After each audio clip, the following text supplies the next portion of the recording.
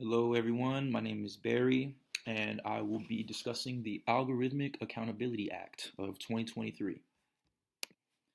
Little background on why I chose this policy is because I felt like it was relevant to the course goals as it discusses issues of management of IT in the public sector and stresses the importance of technological advancements such as the implementation of AI and its impact on the government decisions.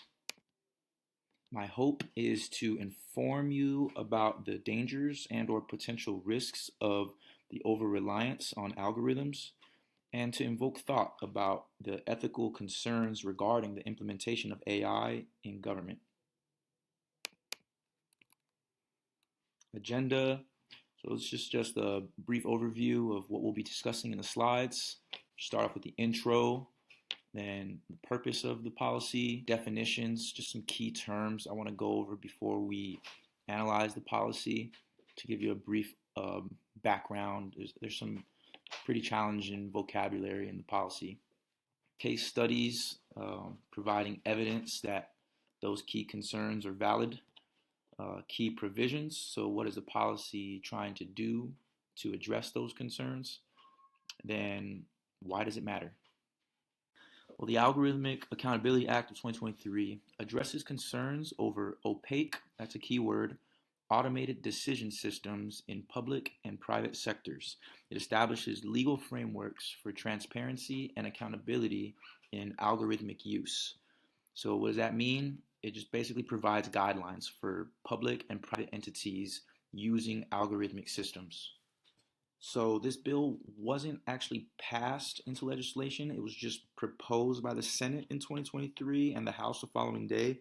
And then it went to the respective committees and subcommittees for further review. But eventually they'll vote and it'll get back to the House and the Senate and possibly get passed. We'll see.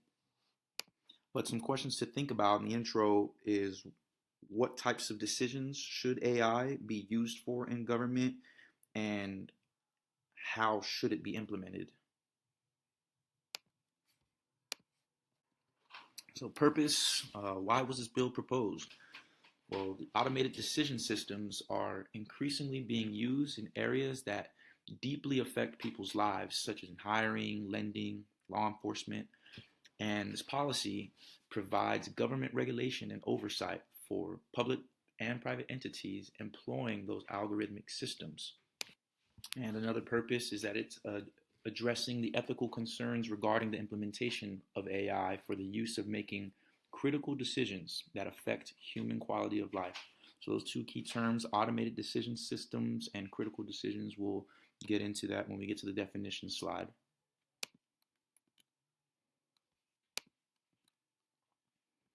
So definitions, key terms, algorithms are step-by-step instructions designed to complete a task, used to transform raw data into meaningful information. So you have raw data, which is just like numbers, piled facts without any context or meaning behind it. And examples include census data, names, ages, income levels, even clicks or views on a website. Algorithms are used to transform that data into meaningful information or algorithmic data via automated decision systems. So automated decision systems, you can see that long definition there. In summary, they are technological systems that use algorithms to make automated decisions. So it takes in that raw data, processes it using an algorithm, and then it outputs a decision or a recommendation automatically without human intervention. So there's like rule-based systems such as tax filing software or traffic light controllers. You'll just input your age, income, address, all that information, and then the tax filing service will tell you which forms you need to fill out based off of the raw data that you input. And for traffic light controllers, it uses a simple algorithm, uses a preset timer for each light phase. So 30 seconds for green, 5 seconds for yellow, 30 seconds for red. Those are rule-based systems. And there's machine learning-based systems. Those examples are like AI. They're all different forms of ADS, automated decision systems. augmented critical decision process is the process or procedure or other activity that employs an automated decision system to make a critical decision. So that's pretty self-explanatory. It uses automated decision systems to make critical decisions. And that gets into what is a critical decision.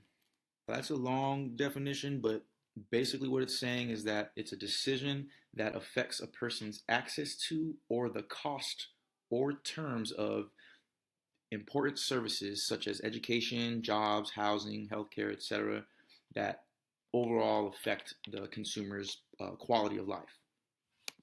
So this raises the question of who do we want making those critical decisions, humans or AI, or both? Or how do we incorporate AI into government critical decisions? Should we incorporate AI into those critical decisions? Why or why not? These are all different things that we want to be thinking about before we dive into the policy. Opaque, something that is not clear or not easily understood.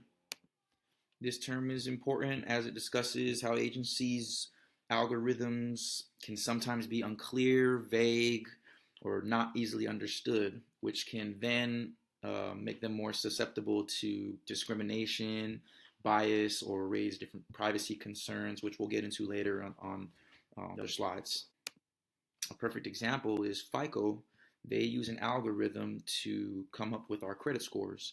The input data is our payment history, debt, length of credit history, etc., and then it outputs a credit score. But the exact formula of how each of those categories are weighted is a trade secret that only FICO knows. That is an example of the opacity in algorithmic systems. And we can see how that can be problematic to the public because credit scores are needed for all kinds of things: mortgage approvals, auto loans, credit cards, rental applications, etc. So it's safe to say the goal of the policy is to limit the opacity of algorithmic systems, which leads to transparency, which is the opposite of opaque. The quality of being clear, open, and understandable, especially in processes, decisions, or systems.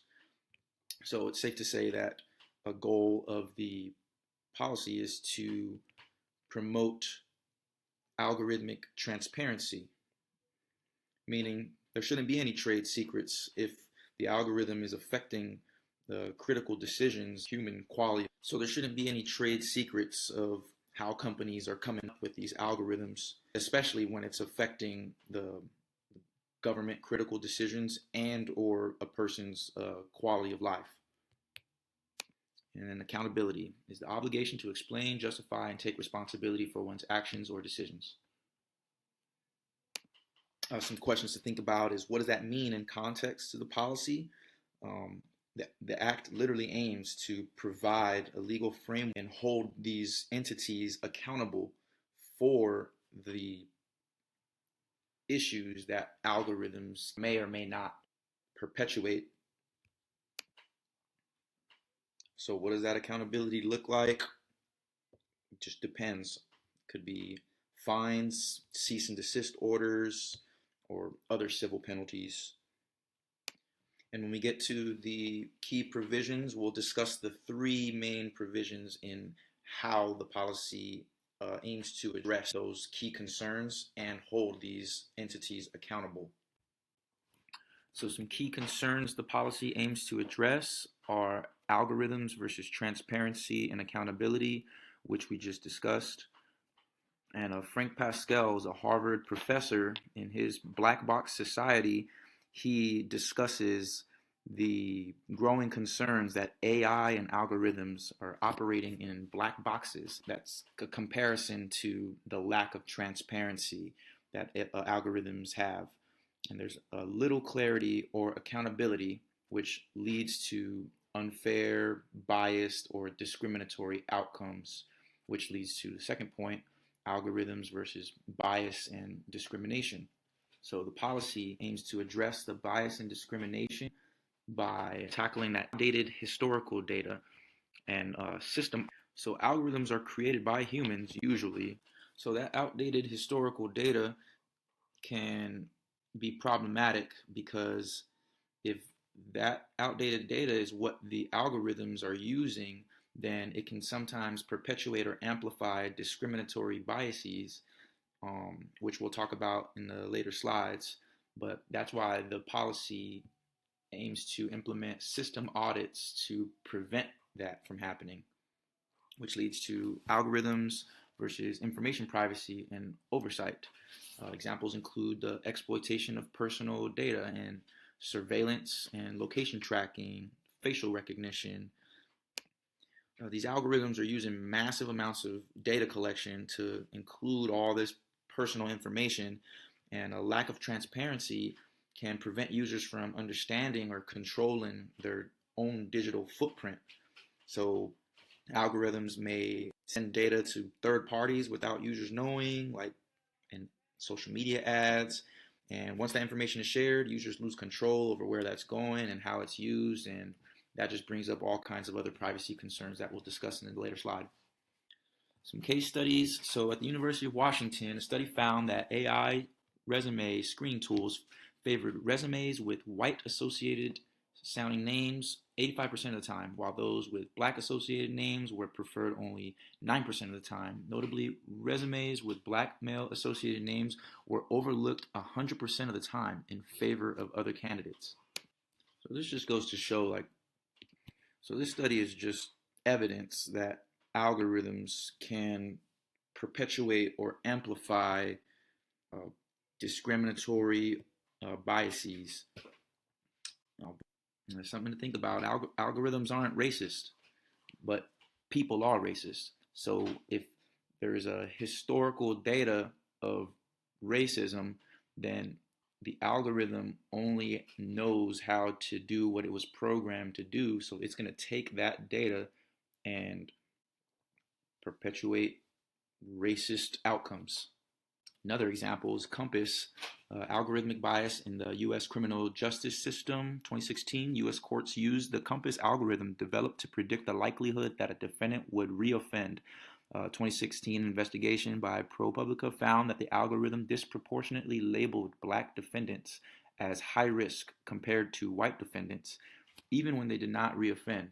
So this is just another example of how those unintentional biases, discriminatory practices can be perpetuated. Because Identity Theft Resource Center 2023 found that the number of data compromises in 2023 jumped 78% over 2022 to 3,205 from 1801 and exceeded by 72% the previous high of 1860 breaches recorded in 2021.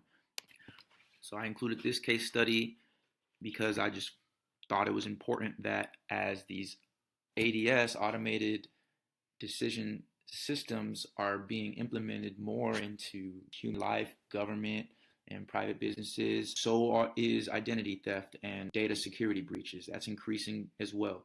So it's just something to be mindful of as we're entering this, or we already are there in this digital era. Also included this chart, you can see that there's been an increase in data breaches from 21 to 2023 for the majority of the industries.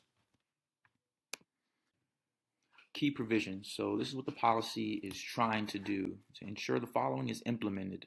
Mandatory algorithmic impact assessments to evaluate risks before deployment and periodically after implementation.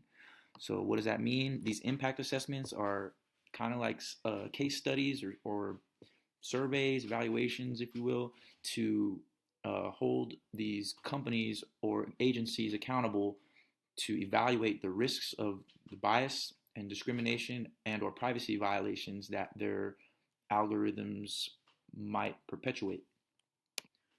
Number 2 is to implement requirements for documentation and audits to ensure compliance with anti-discrimination and privacy laws. So there has to be public disclosure, annual transparency reports, and documented mitigation efforts. So these companies and agencies have to have documentation that they are attempting to stay in compliance with mitigating risks of bias, discrimination, and or privacy laws. So this is just another way for us to hold them accountable.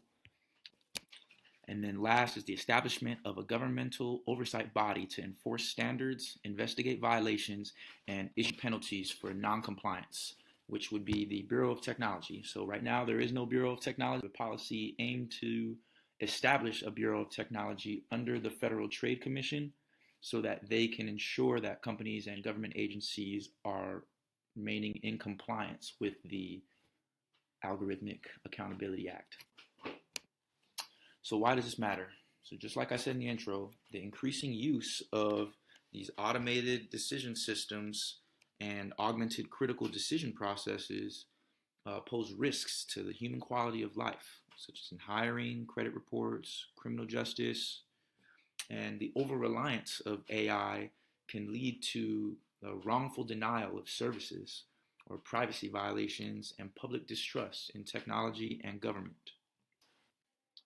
And to conclude this presentation with a quote from Sundar Pichai, Google CEO, the future of AI is not about replacing humans, it's about augmenting human capabilities. And I thought that quote was just very fitting, but it's also very rich coming from a big tech CEO.